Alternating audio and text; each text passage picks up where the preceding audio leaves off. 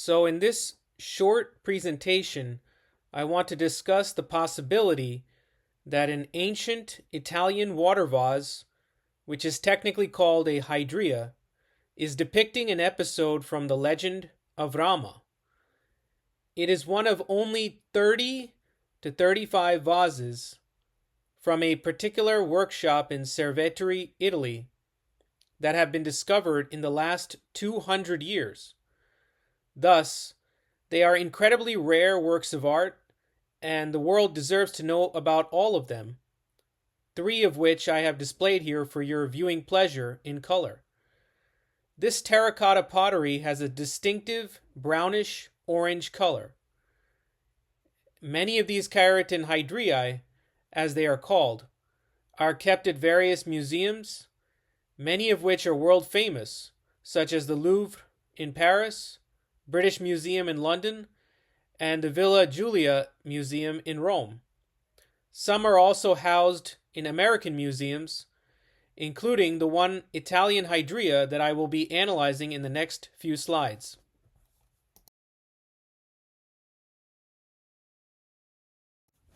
This example below, which has 2 painted sides from Boston's Museum of Fine Arts, is not only rare because it is one of 30 to 35 vases of the same type still intact, but also likely the only one surviving among them that depicts an Asian Indian mythological scene. Boston's MFA, or Museum of Fine Arts, does not realize how valuable and rare an artifact it is, and how marketable it can be to put it on view based on this fact and its appeal to South Asian visitors. There really is no excuse, given the prestige of the Boston MFA and its size, that they have not put this Caeretan hydria on view, and they have not made color photos of this painted terracotta vase available.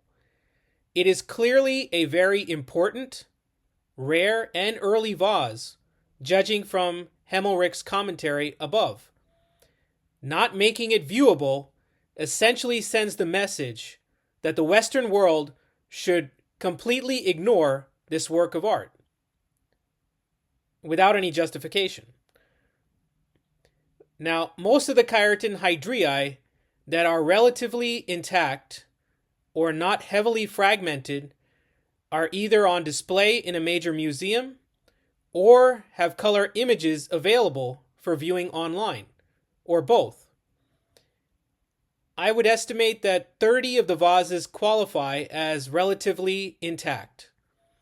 And of these 30 vases, about 25 can be tracked down for the purposes of extensive study in color. But the only exceptions seem to be this Boston hydria and a few other obscure examples from museums in distant locales such as New Zealand and Denmark. Finally, the Caeretan hydria in Boston is therefore likely the only non-fragmented vase that is neither on display nor has color photos available of it online. I am not a conspiracy theorist, but I do think they are hesitant to make this vase more public because of their inability to correctly interpret its mythological content. The curator of South Asian art at the Boston MFA in the United States is Laura Weinstein, and I actually corresponded with her briefly, and she admitted, quote, "It's interesting that no subject has been identified for this vase," end quote.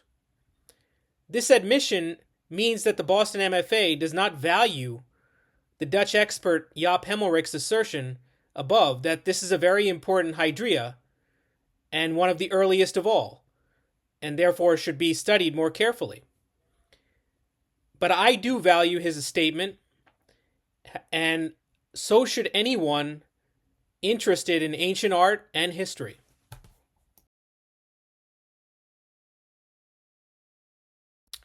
Before diving into the examination of this Boston hydria, I just wanted to give you another set of Caeretan hydriae from some of the most important museums in the world.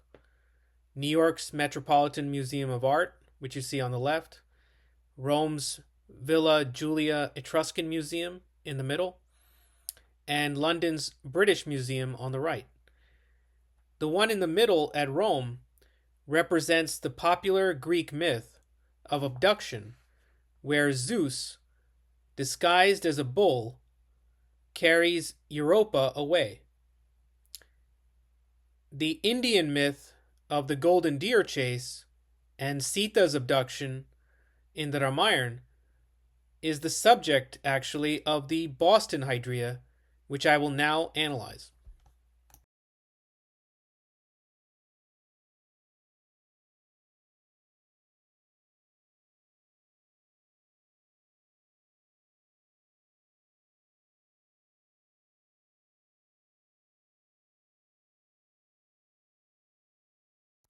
Now, these are black and white photos of the front side of the Boston hydria, in which you see two young men hunting deer.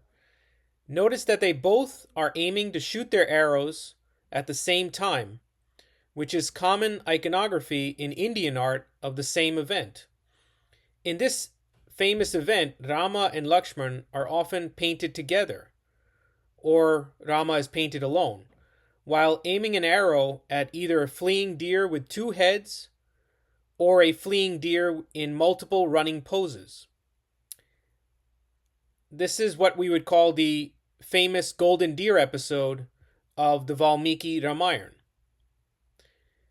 Unfortunately, one classical scholar named Cornelius Vermeule completely misunderstands the nature of the two figures and calls them, quote, wild men who have horses' ears but no tails, end quote.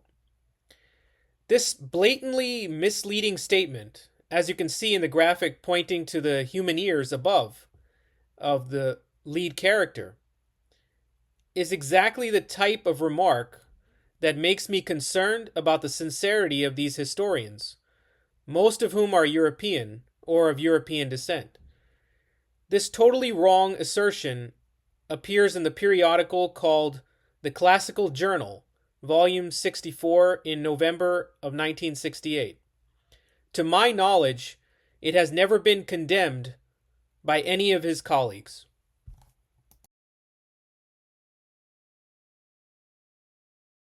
In my opinion, the two male heroes hunting deer with bow and arrows are none other than the Indian protagonists Rama and Laksmana. The author Hemmelreich carefully notes, quote, the bow of the first hunter is double curved, Scythian type, and at both ends provided with a separate string hook. The bow of the second hunter is like that of the first hunter. Its string is seemingly painted over his left arm, but was covered by the white of the skin. The skin of the second hunter was white, but that white paint has been lost, as Hemmelreich observes. And he also says that the second hunter, his anatomical details are exactly like those of the first hunter.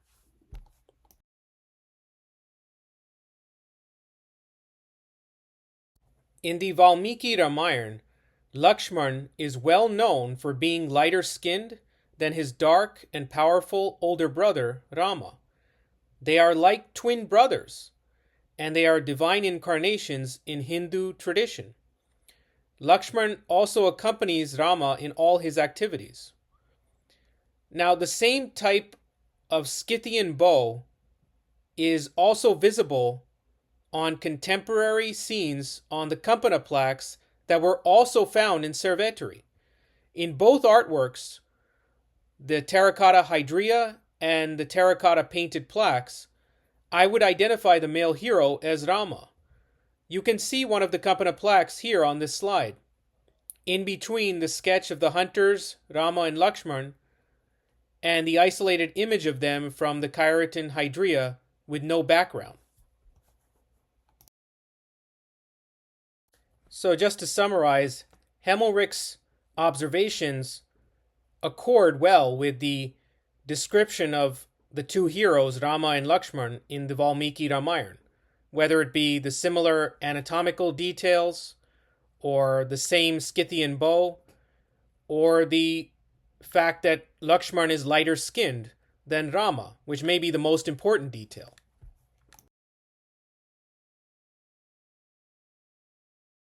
Now, these are black and white photos of the backside of the Boston hydria, and they depict two male-female pairs on each half in an abduction sequence.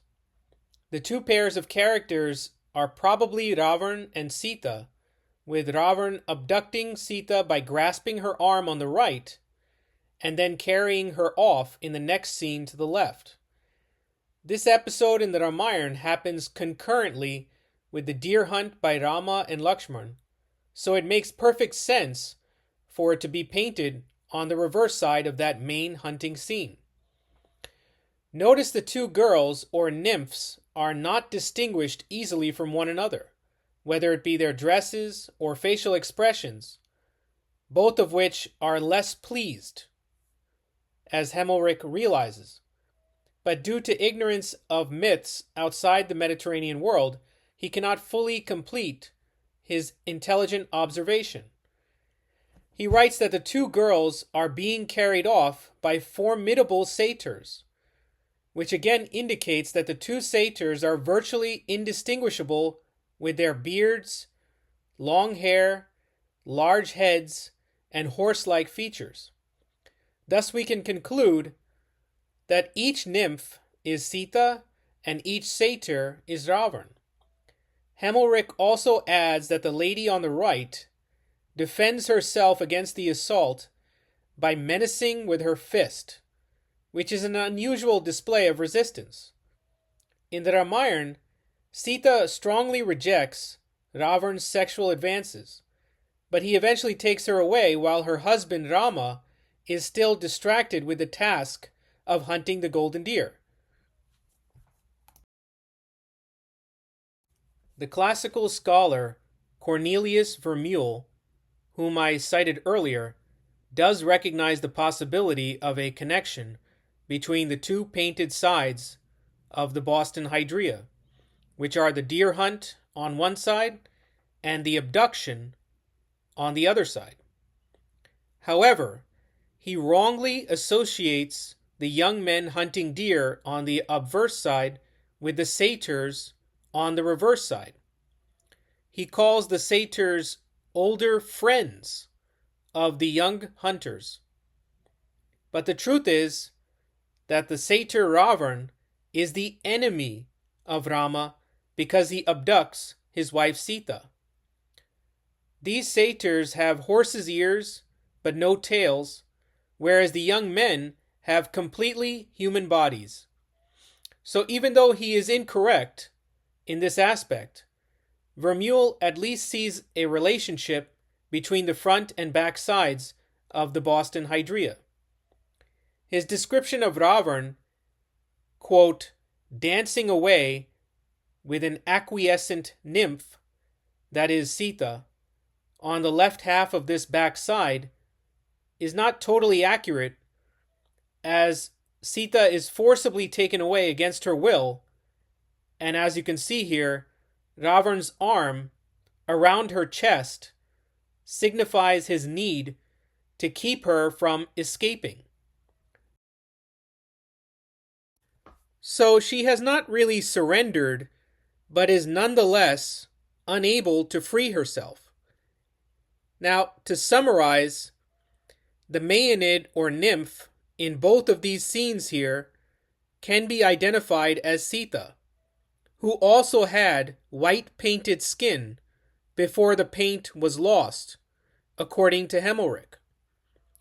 The fact that Lakshmana and Sita were originally painted with light skin and Rama was painted with dark skin matches exactly with painted depictions in India of these three characters from the Ramayana. So the question Are Rama and Sita and Lakshman featured on an ancient Italian water vase? As improbable as it may seem, it can be answered with a positive yes.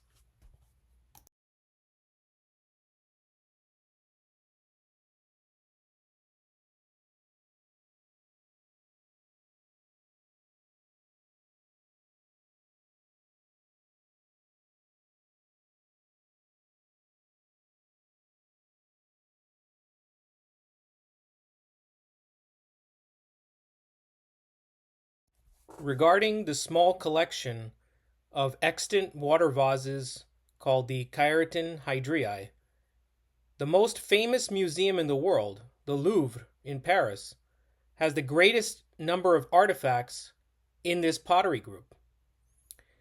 There are a large number of painted terracotta vases, with 6 shown here on this slide, from Cerveteri, Italy, in the Louvre Museum, and France is not hesitant to allow us to see them in color. As you can tell, many of them feature animal hunts, including deer, lions, and boars. These hunt scenes sometimes occur within a mythological narrative, such as Atlanta's hunt of the Caledonian boar in Greek legend. So if the Boston Museum of Fine Arts is confident that the Caeretan hydria in their possession is merely another hunting scene with no mythological content, why hide it from the public view? The truth is that they know it is a mythological scene in a mythological context, but they are afraid of the consequences of acknowledging Indian or Asian influence on ancient Italy. Their reasons may include protection of European or Western cultural supremacy and avoidance of any changes or additions to our understanding of world history that are seen as too controversial or hard to fully corroborate. I think an ancient Italian inscription with the name Rama, which has never been discovered, of course, might be the only remedy that forces these institutions to abandon their ignorance.